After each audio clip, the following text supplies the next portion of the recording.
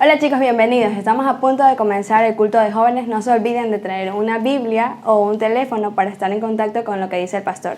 No se olviden de compartir y también de comentar para que sea de bendición para otras personas.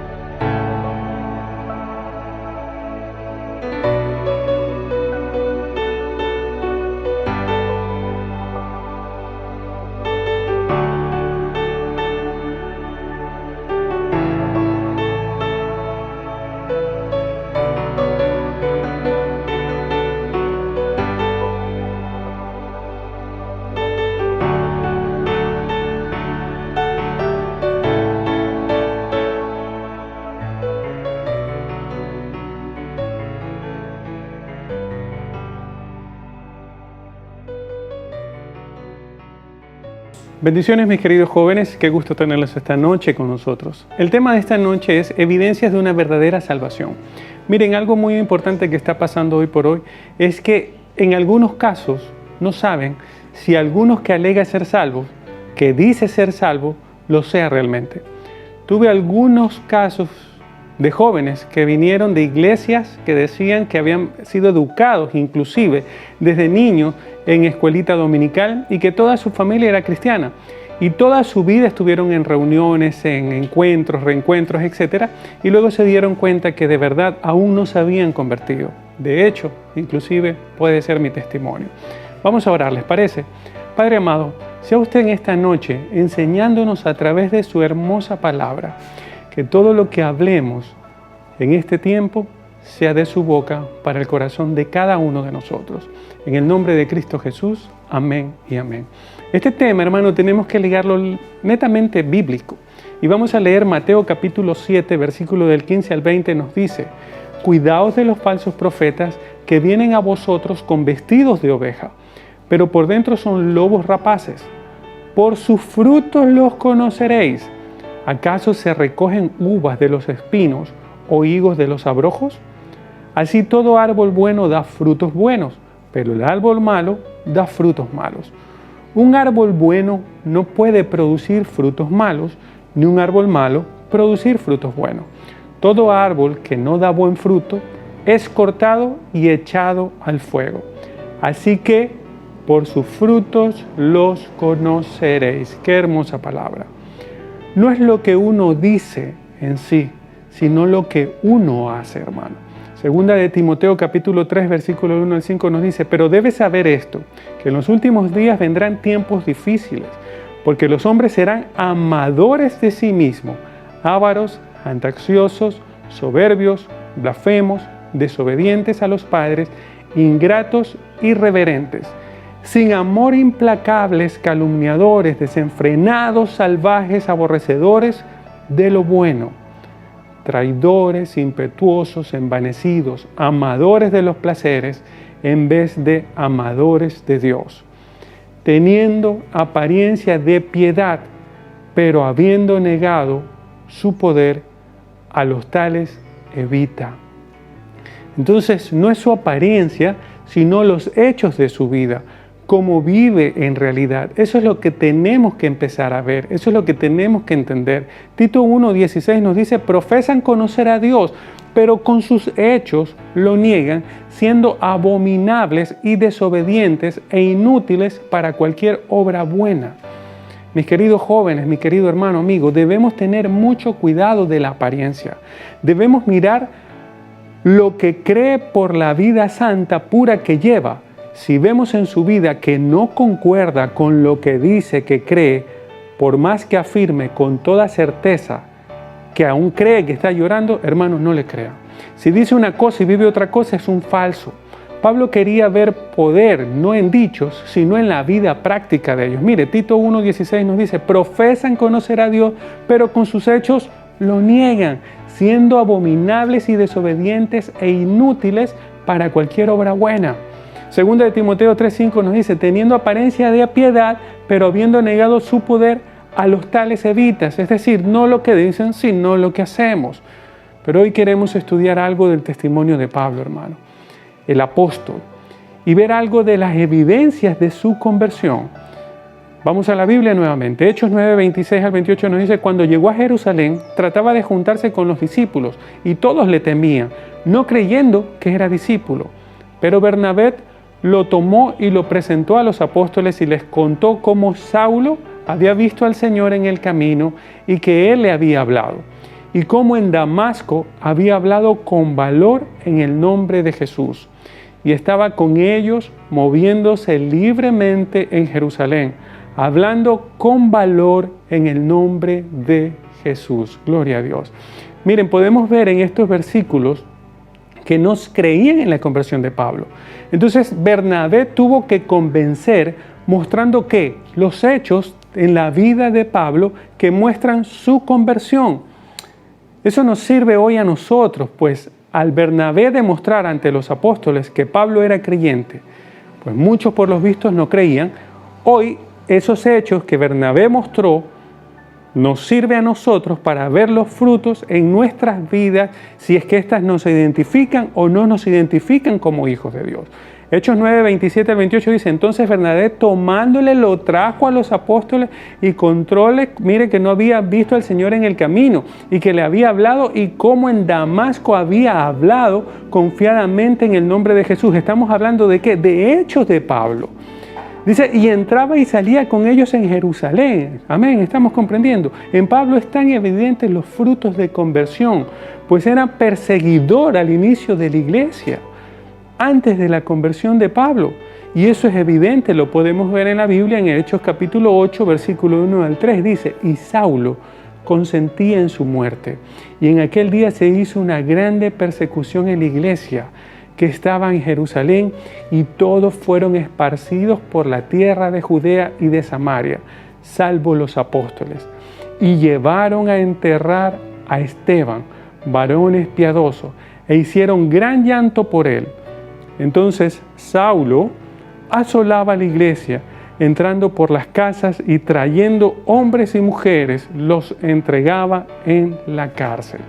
Y si seguimos leyendo, más adelante encontramos en Hechos capítulo 9, versículo 1, dice, y Saulo, respirando una amenaza sin muerte contra los discípulos del Señor, vino al príncipe de los sacerdotes. Y seguimos viendo Gálatas 1:13, porque allá habéis oído acerca de mi conducta. Mire que ahí estaba hablando Pablo, en otro tiempo en el judaísmo, que perseguía sobremanera la iglesia de Dios y la destruía. Y seguimos reforzando cómo era Pablo. Hechos 22, del 3 al 5 dice, yo de cierto soy judío, nacido en Tarso de Sicilia, más criado en esta ciudad a los pies de Gamaliel, enseñando conforme a la verdad de la ley, de la patria, celoso de Dios, como todos vosotros sois hoy, que he perseguido este camino hasta la muerte, prendiendo y entregando en cárceles hombres y mujeres, como también el príncipe de los sacerdotes me es testigo, y todos los ancianos, de los cuales también, tomando letras a los hermanos, iba a Damasco para traer presos a Jerusalén, aun a los que estuviesen allí, para que fuesen castigados. Estamos viendo lo que era Saulo antes de su conversión. La Biblia es la que nos está enseñando. Y sigue continuando en Hechos 26:9. No, yo ciertamente había pensado hacer muchas cosas contra el nombre de Jesús de Nazaret, lo cual también hice en Jerusalén. Y yo encerré en cárceles a muchos de los santos, recibida potestad de los príncipes de los sacerdotes, y cuando eran matados, yo di mi voto. Y muchas veces castigados por todas las sinagogas, los forcé a blasfemar y enfurecido sobremanera contra ellos, los perseguí hasta en las ciudades extrañas. ¿Estamos entendiendo lo que era Pablo antes de conocer a Dios? Primera de Timoteo 1, 13 al 14 dice, habiendo sido antes blasfemo y perseguidor e injuriador, mas fui recibido a misericordia, porque lo hice con ignorancia e incredulidad.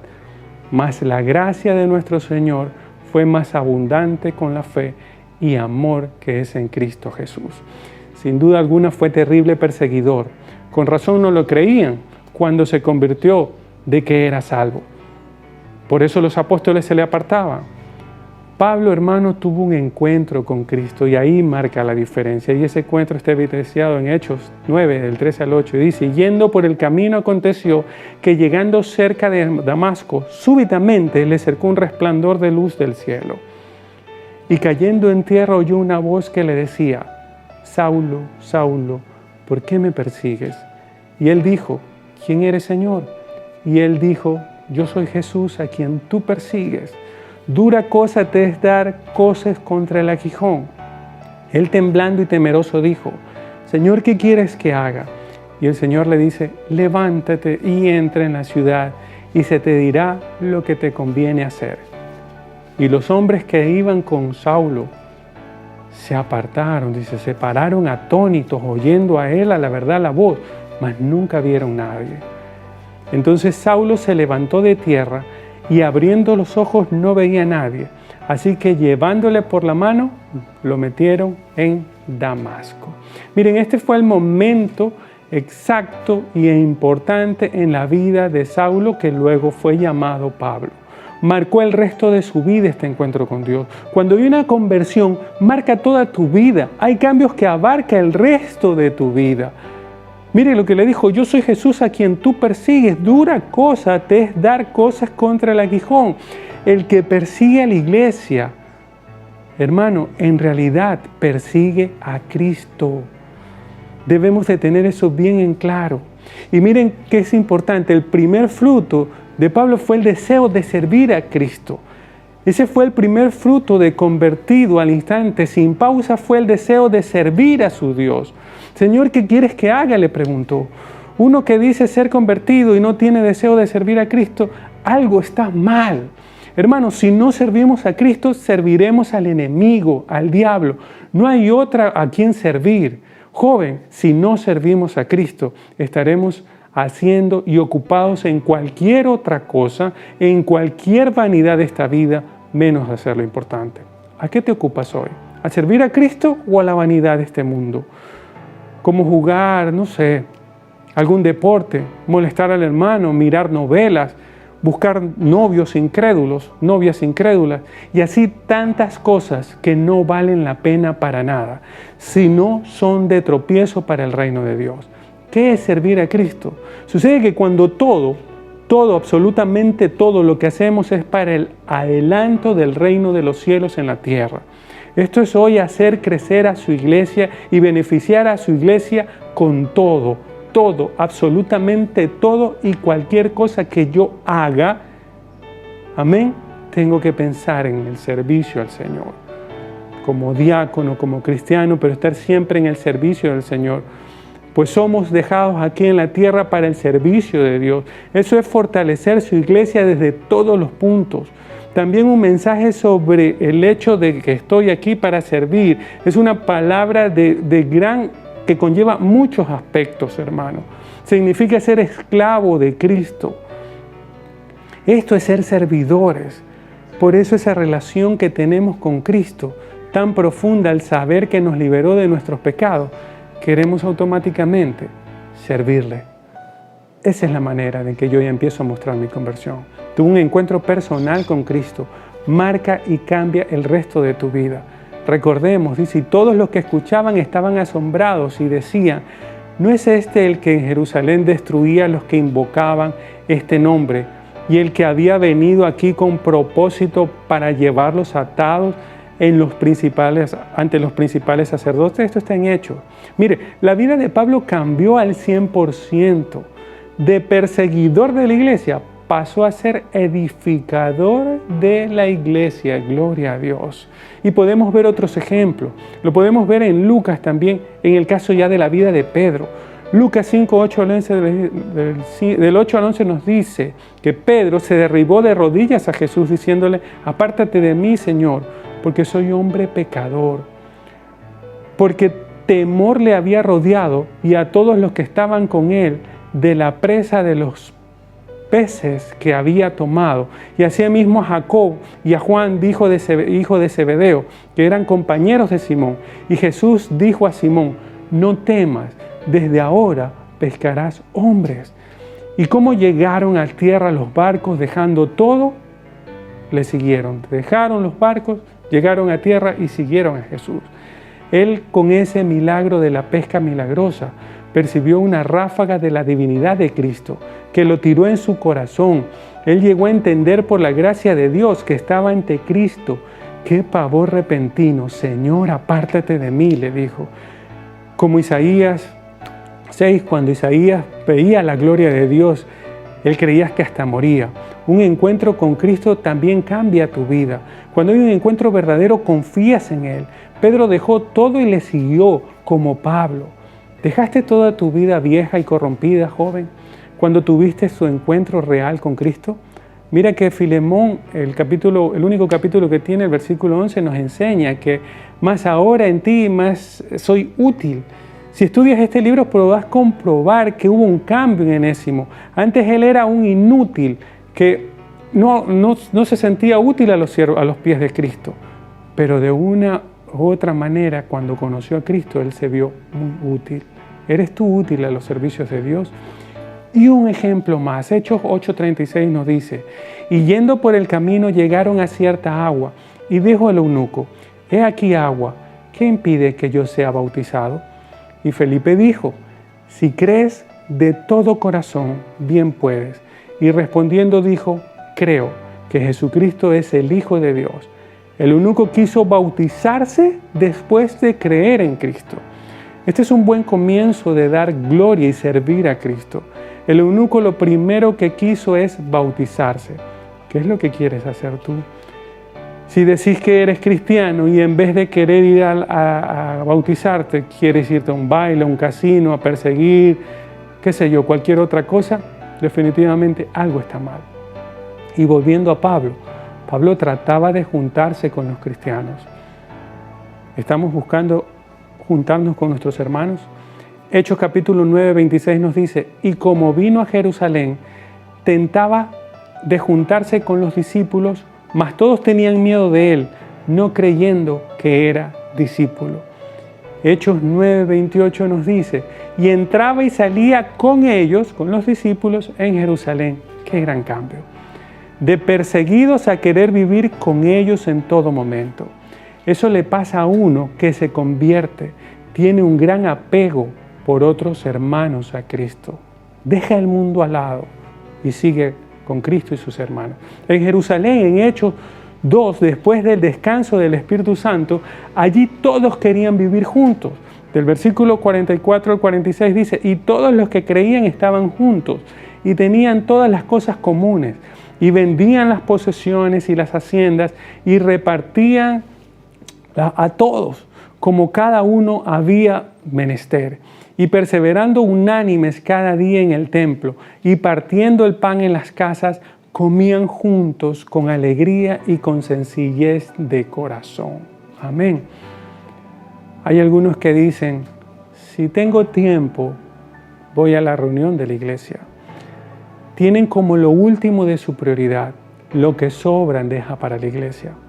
O tienen prioridades como salir de paseo, o ir a la cancha a hacer un deporte, o ir a, no sé, cualquier cosa. O de pronto una simple llovizna, ya no puedo ir a la iglesia. ¿Realmente son cristianos? Cuando uno es cristiano verdadero, convertido, tiene un deseo irresistible por estar con hermanos.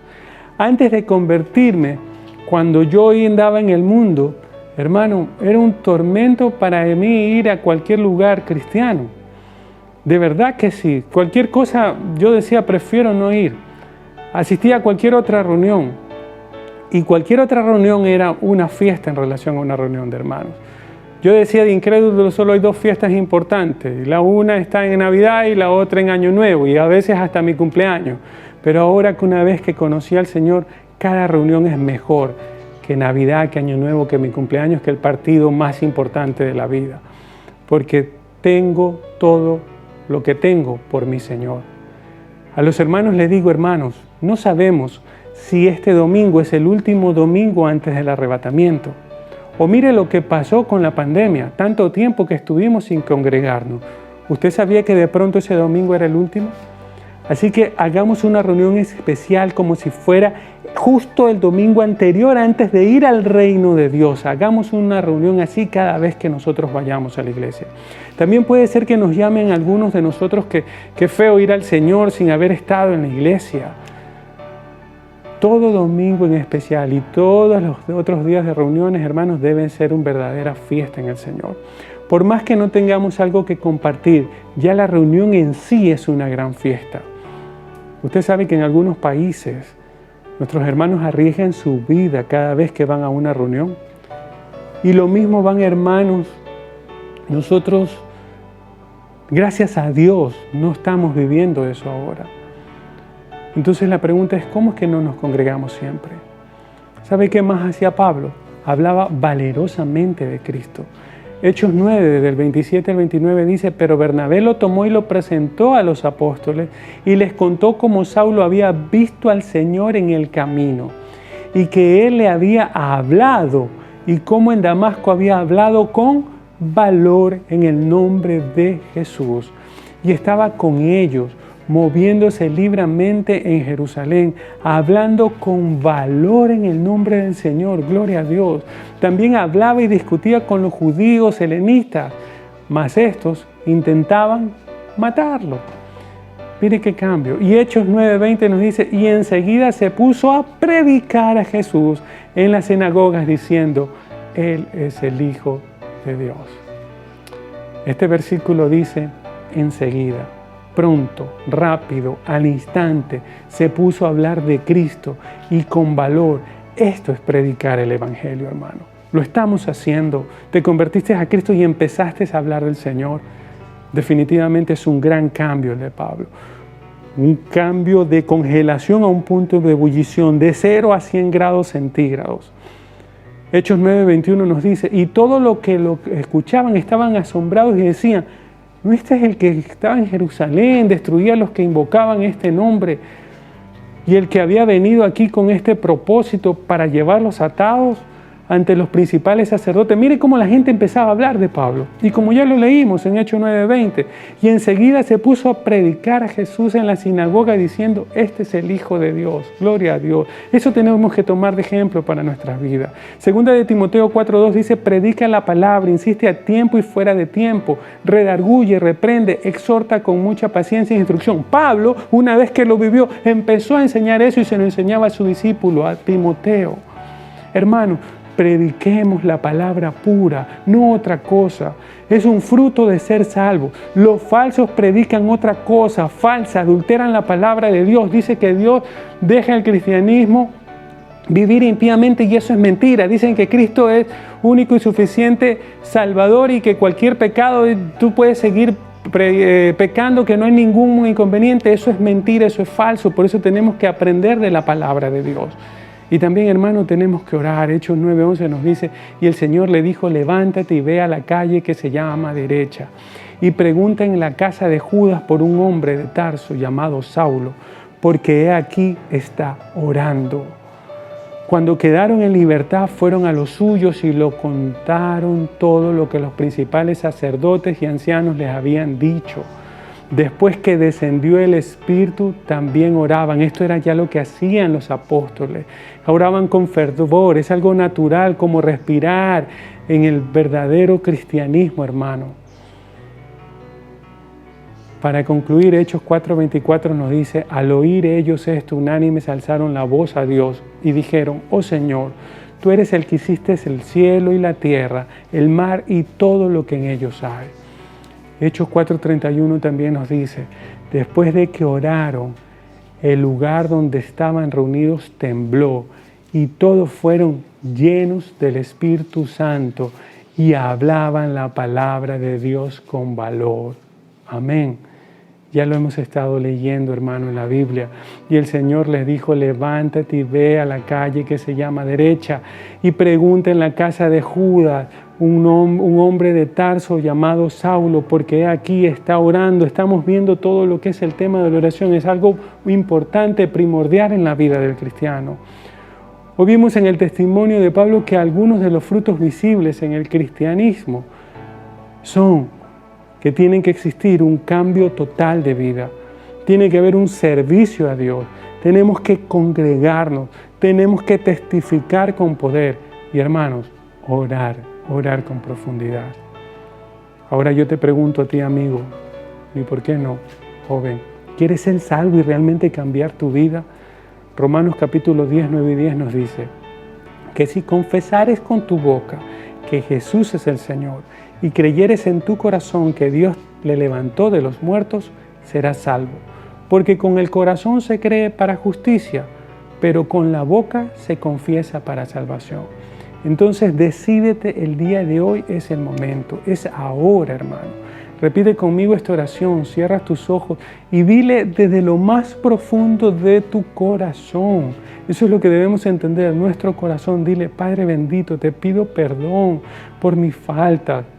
Creo que enviaste a Jesús a morir por mí y que resucitó al tercer día y que subió a los cielos y está junto a ti, oh Dios Padre Todopoderoso.